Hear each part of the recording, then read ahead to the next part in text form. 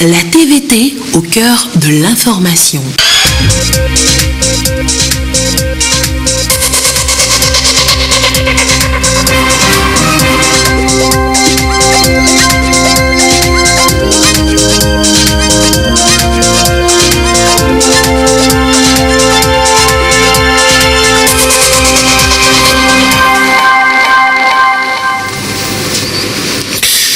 Mesdames, Messieurs, bonsoir. Bienvenue sur la télévision togolaise pour le journal du soir. Voici le sommaire. Les luttes Evala se poursuivent en pays Kabylie. Vous suivrez dans ce journal la finale à Tchao. Elle a été remportée par la coalition Fatou Bedou. La force et l'endurance de ces jeunes lutteurs à découvrir dans un instant. Des affaires de trafic international de drogue, de détournement de deniers publics, de pédophilie entre autres. Elles seront traitées durant 16 jours à la cour d'assises de Lomé. La première session a été ouverte ce matin, soit 4 dossiers seront traités au total. Et puis le bac 2 2019 au Togo, les résultats sont connus depuis ce matin. C'est qu'en 4,21%, c'est le taux de réussite cette année. L'émotion était palpable dans les centres ce matin, comme au lycée de Tokoin à Lomé. Voilà pour le titre. Encore une fois, bonsoir et bienvenue dans le 20h. La lutte était âpre dans les arènes ce lundi. Le canton de Tchao a joué en premier la finale des luttes Evala en pays Kabylie. Deux coalitions se sont affrontées pour cet ultime combat des rites initiatiques du jeune Kabylie. La coalition Fatou Bedou et celle de Kigbeleng, Hazé et Laou. Et c'est la coalition Fatou Bedou qui l'a emporté par 11 victoires contre 5. Ces empoignades se sont déroulées en présence du chef de l'État, Faure Sozina Singbe. Le récit de Edem Soussouba.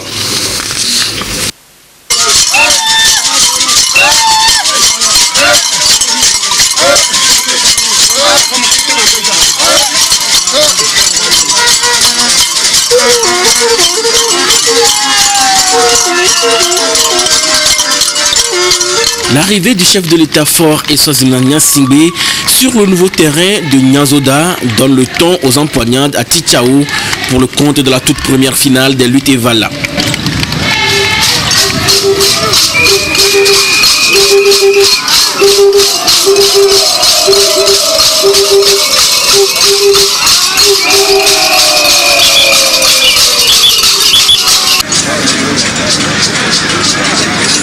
Cette finale a opposé la coalition Fatou Bedou en rouge à celle de Kigbeleng, Hazé et Laou en blanc.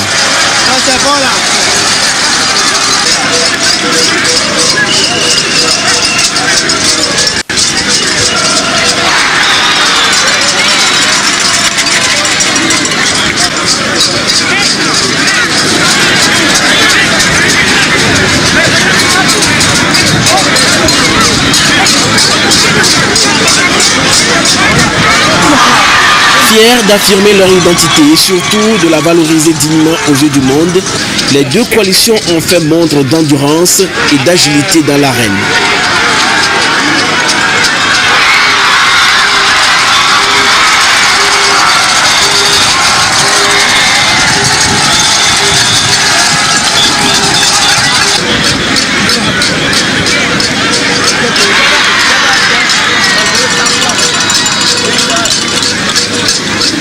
Dès l'entame des empoignades, la coalition Fatou Bedou a enchaîné les victoires. Elle a pris le dessus.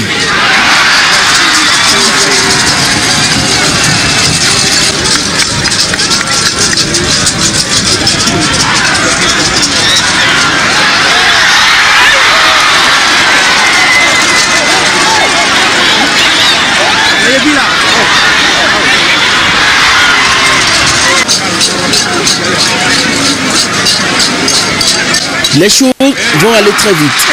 La résistance du côté des Blancs n'a été qu'un feu de paille. Score final, 11 contre 5 en faveur des Rouges. On a fait notre mieux. On a lutté de deux camps, short rouge, short blanc. On est fiers d'être champions. Et je félicite les petits frères. Et je les encourage parce que nous, on a été meilleurs.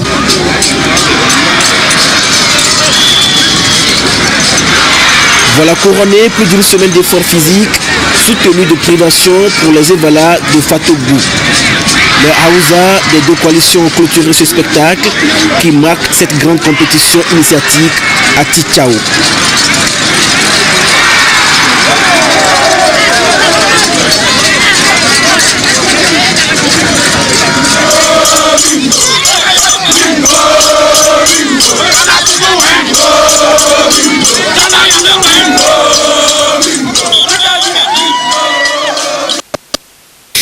Et après Tichao, cap sur Pia, où le ton de l'UTVALA a été donné samedi dernier.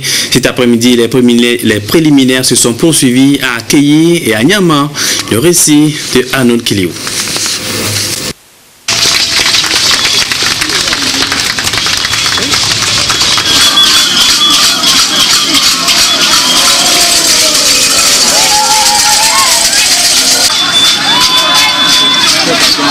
Préliminaire dans le canton de Pia.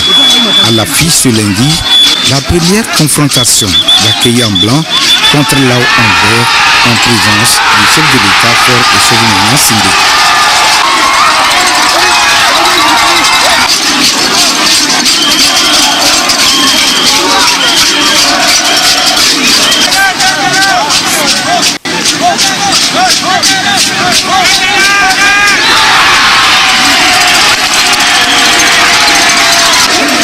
Les évalas des deux camps ont étalé leur technique et fait preuve de courage pour offrir un beau spectacle au public.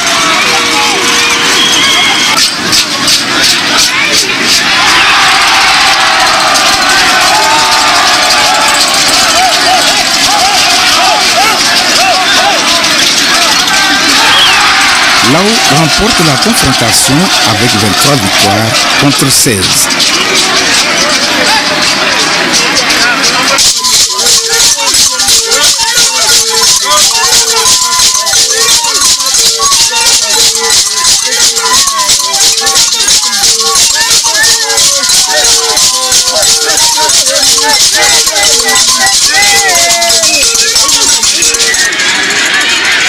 Au deuxième terrain de lutte à Nyama, les explications se sont faites entre Kiyude en blanc et Nyama en jaune.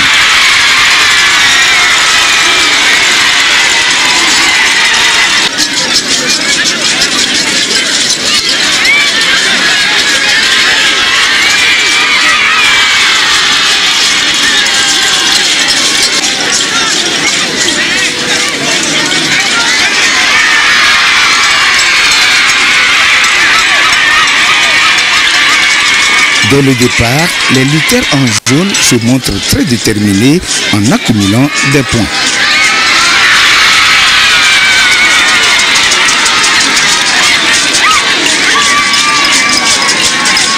Les jaunes ne lâchent pas prise. Ils confirment leur domination et à la fin des empoignades, Nyama gagne Kiyude par 19 contre 8.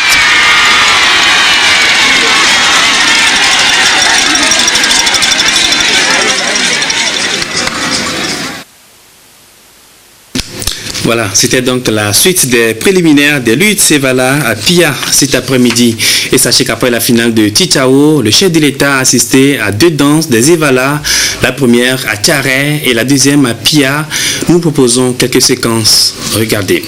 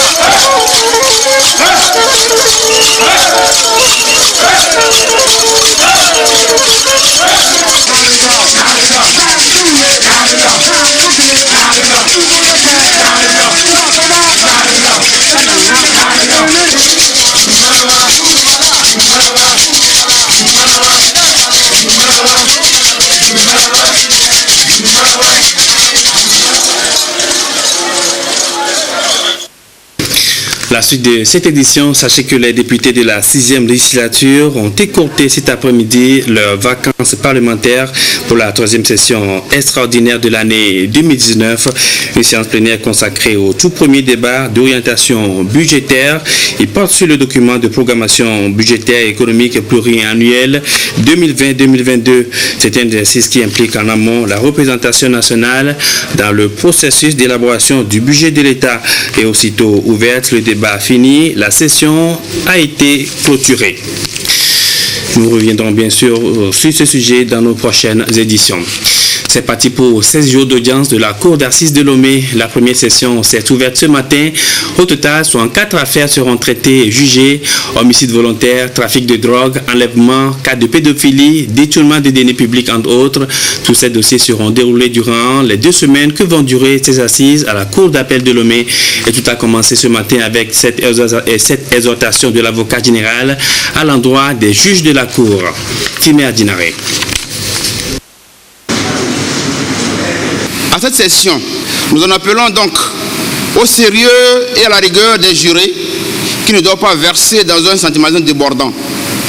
S'il est évident que l'accusé souffre en raison des difficultés de tension chez nous, on ne doit pas oublier la peine des parties civiles qui ne se sentent soulagées que lorsqu'elles auront le sentiment que justice leur est rendue. Il faut donc une juste mesure entre le sentimentalisme et la vérité des faits. Nous invitons donc les collègues magistrats à considérer le caractère sérieux et particulier d'une cour d'assises et à ne pas la transformer en une simple formalité où on prononce des peines sans commune mesure avec la gravité des faits. Pendant 3 semaines, plus de 100 accusés seront définitivement fixés sur leur sort au cours de la première session des audiences des assises pour le compte de l'année 2019. Au rôle de cette audience, le règlement de 63 dossiers de procédure. Il s'agit donc des cas d'homicide volontaire, de pédophilie, de trafic international de drogue à haut risque, de viol, de traite de personnes, de détournement de deniers publics et autres enlèvements et tentatives de vente de mineurs. La session des assises révèle la densité de la justice, lui donne son vrai sens, qui est à la fois défense de la société, défense de l'individu, défense des victimes, mais aussi la compréhension de ce qui peut y avoir de contradiction dans la nature humaine. Nos concitoyens qui ont toujours juste besoin d'être sécurisés contre les crimes de tout genre suivront, j'en suis persuadé, sans haine, vengeance, le déroulement de tous les procès inscrits au rôle de la présente assise et au cours desquels les coupables seront sévèrement condamnés et les innocents acquittés. Si la loi ne demande pas aux juges et aux jurés des moyens par lesquels ils se sont convaincus, elle leur prescrit de s'interroger eux-mêmes dans le silence et le recueillement, de chercher dans la sincérité de leur conscience quelle impression les preuves rapportées ont fait sur leur raison contre l'accusé et quid les moyens de la défense de ce dernier. Ce sont là des interrogations qui renferment toute la mesure de leur devoir, l'intime conviction. C'est le lieu d'inviter chaque intervenant à jouer parfaitement sa partition pour permettre à chaque accusé d'être fixé sur son sort à l'issue de chaque affaire programmée. La Cour d'appel, par ma voix, voudrait solennellement exprimer sa gratitude au chef de l'État et à l'ensemble des membres du gouvernement pour l'attention qu'il accorde au secteur de la justice et les efforts qu'il déploie chaque jour pour le bien-être de nos concitoyens et surtout celui de la population carcérale, en mettant à notre disposition les moyens pour les organisations périodiques des assises. La sauvegarde des libertés individuelles constitue une mission essentielle de la justice, le texte constitutionnel qui fait du pouvoir judiciaire gardien des libertés l'assigne un devoir, celui de rendre la justice. Et juste après l'ouverture de la première session ce matin, place à la première affaire. Il s'agit d'un trafic international de drogue à haut risque. L'accusé, un Cap-Verdien, Admilson Semedo Lopez, il a reconnu les faits qui lui sont reprochés et est condamné à 10 ans de prison ferme. En transit à Lomé pour la Guinée-Conakry, il avait ingurgité des capsules contenant de la cocaïne. Le récit de Lucassi. En mai 2015, Admilson Semedo Lopez, de nationalité capverdienne, arrivait en transit à l'aéroport international Gnazingbe Adema de Lomé en provenance de Sao Paulo pour la Guinée-Conakry. Suite à un test improvisé du bureau de la cellule aéroportuaire anti-trafic sur sa personne, il fut appréhendé en possession de 60 capsules contenant de la cocaïne pour un poids total de 0,72 kg qu'il a ingurgité. Il fut ciblé dans le hall de transit où il attendait et conduit au bureau de la cellule aéroportuaire anti-trafic pour contrôle. Un test chimique effectué sur ses urines a révélé l'existence de traces de drogue.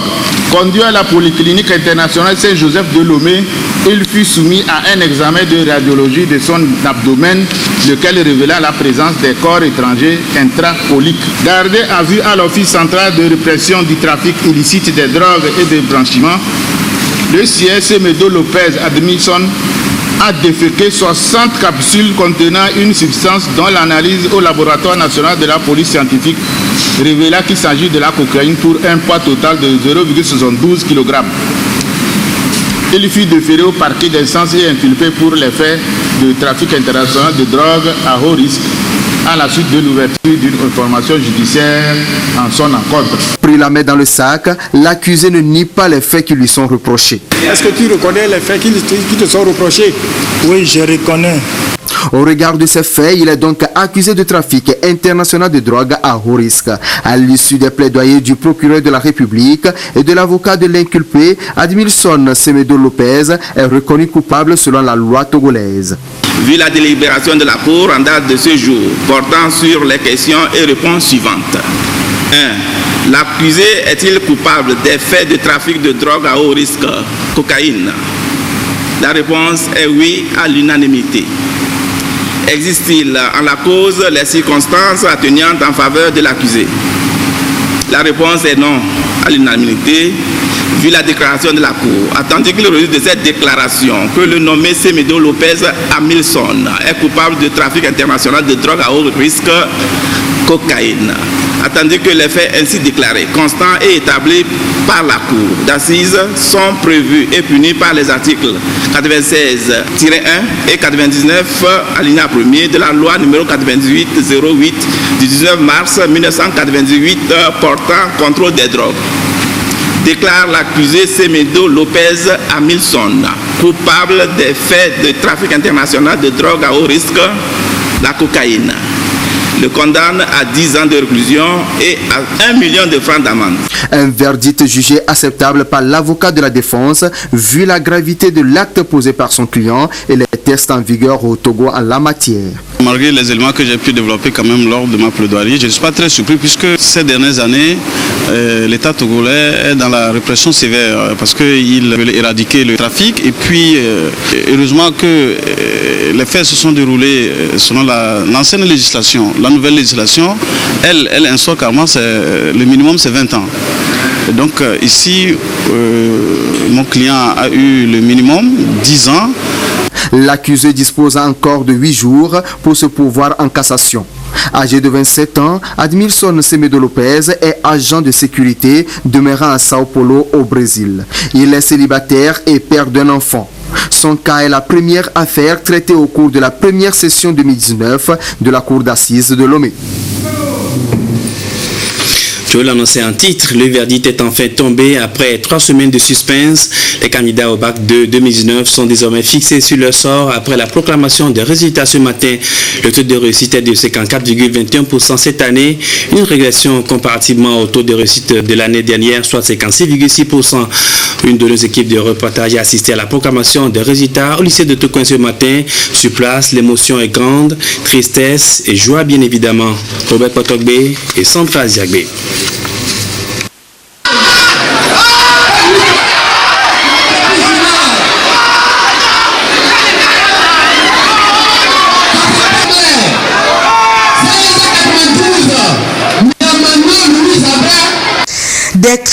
même des larmes de joie, cela valait la peine après 9 mois de classe. Les résultats du bac 2 2019 ont fait des heureux comme sur ces images, mais aussi des ajournés. L'ambiance dans ce centre décrit est bien hétérogène.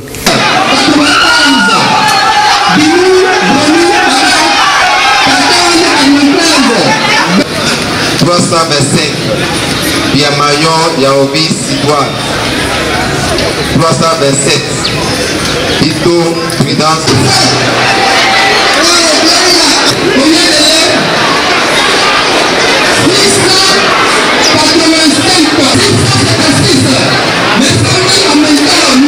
La plupart de ceux que nous avons rencontrés ont décroché cet examen à leur première participation.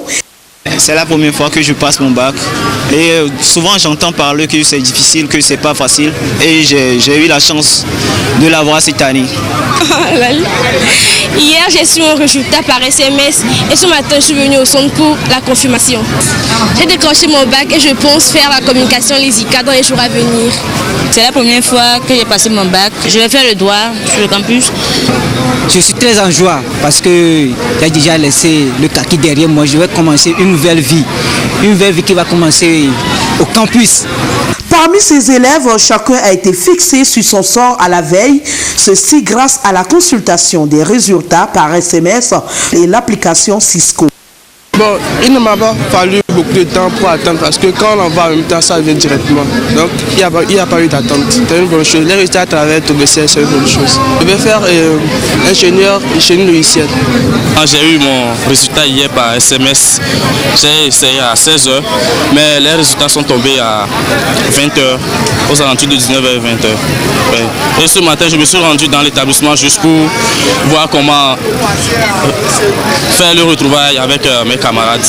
Cette année, le taux de réussite au bac 2 de toutes les séries est de 54,21%.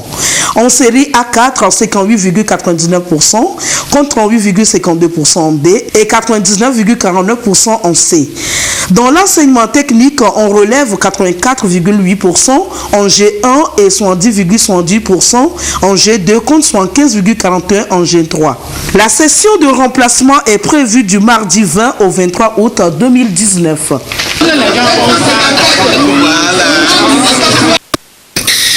C'est une bonne nouvelle pour le Togo. Le parc national de Fazao-Malfakassa dans la région centrale se dirige vers l'obtention du statut de réserve de biosphère de l'UNESCO. Le processus s'est enclenché ce lundi avec le lancement à Lomé du projet de promotion des moyens d'existence respectueux de la biodiversité dans le parc national de Fazao-Malfakassa. Les précisions de Kamen Madiakapo. Le gouvernement indien et l'UNESCO s'engagent à contribuer à la préservation de la biodiversité et à l'amélioration des conditions de vie des populations. Le projet développement durable basé sur la promotion des moyens de subsistance respectueux de la biodiversité autour du parc national de Fazao-Malfakassa a été lancé. Il compte améliorer les connaissances des populations riveraines du parc national Fazao-Malfakassa sur son potentiel économique et sa biodiversité. Il va s'étendre sur 2 ans et compte toucher 350 familles pour un total d'environ 1500 personnes. Ça s'articule autour de la réduction de la pauvreté, de la création des emplois basés sur la valorisation de la biodiversité. Nous allons faire un processus participatif pour recentraliser, redéfinir les objectifs de gestion du parc pour que cet espace puisse être aussi utilisé et contribuer à la conservation de la biodiversité. Ce projet est financé par le gouvernement indien à travers le fonds Inde-ONU pour le partenariat au développement pour un montant de 100 millions de dollars, à soit environ 600 millions de francs CFA. Il sera mis en œuvre par le bureau régional de l'UNESCO d'Abuja. Nous souhaitons ultimement transformer en réserve de biosphère. Réserve de biosphère à cause de sa richesse exceptionnelle qui ne doit pas bénéficier seulement au peuple togolais mais au monde entier par rapport aux défis du changement climatique et des menaces environnementaux auxquelles nous faisons face. La finalité de cette initiative est de poser les bases d'une économie florissante pour soutenir le développement du parc.